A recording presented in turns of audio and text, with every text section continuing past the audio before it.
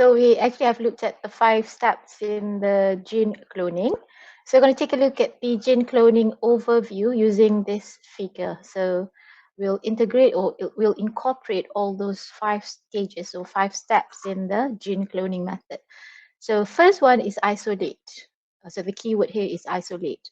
What you need to isolate? You need to isolate the plasmid, which is a circular DNA from the bacteria. So this is the plasmid. To cut it, okay, this is the second stage. But before that, isolate, there are 2 things that you need to isolate. First is the plasmid, another one is the DNA source. For example, like from human DNA. So it will produce a lot of fragments here. It will produce thousands of fragments actually from the human source. And of course, from the thousand of fragments, there are a lot of different combinations. There's a fragment that contains a gene of interest. For example, like this one is just an example to show you a couple of fragments. And this one fragment, there's a gene of interest, or there's a foreign gene that's inserted.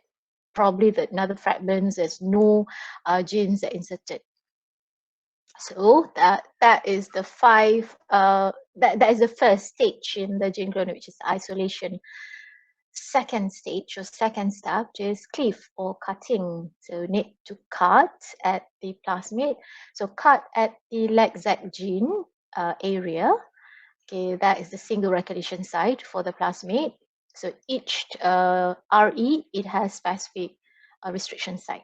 So cleave there. And the same RE or same restriction enzymes is used to cut the source of DNA, for example, like human DNA. For human DNA, there are multiple restriction sites, and you're going to produce many fragments or thousands of fragments. Okay, that is the second stage, cleave or cut. Okay, next stage, which is the third stage in the gene cloning, is productions of recombinant DNA. So this fragment from the human will be inserted into the plasmid. So insert in there, seal together and joint together to produce the recombinant DNA. So the DNA ligase is used here to seal the fragments of human DNA or human gene with the plasmid. Then these plasmid, okay, will undergo process of transformation if there's an uptake of the plasmid into the host cell. So this is the host cell, for example, like E. coli, bacteria. So if there's an uptake of a plasmid into the host cell like this is what we call as transformation process. So that's number 4, okay, transformation. Okay, next, the cloning. So produce copies of bacterial cells.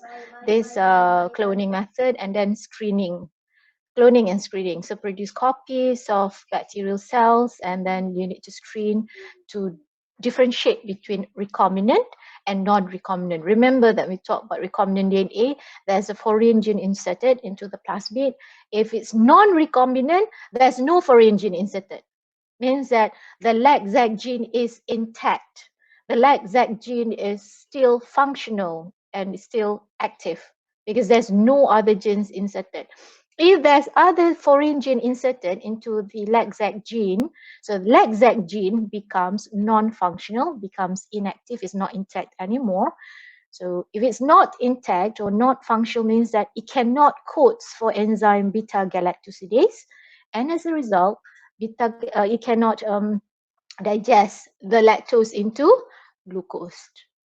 So these are the 5 steps, important or primary steps in gene cloning.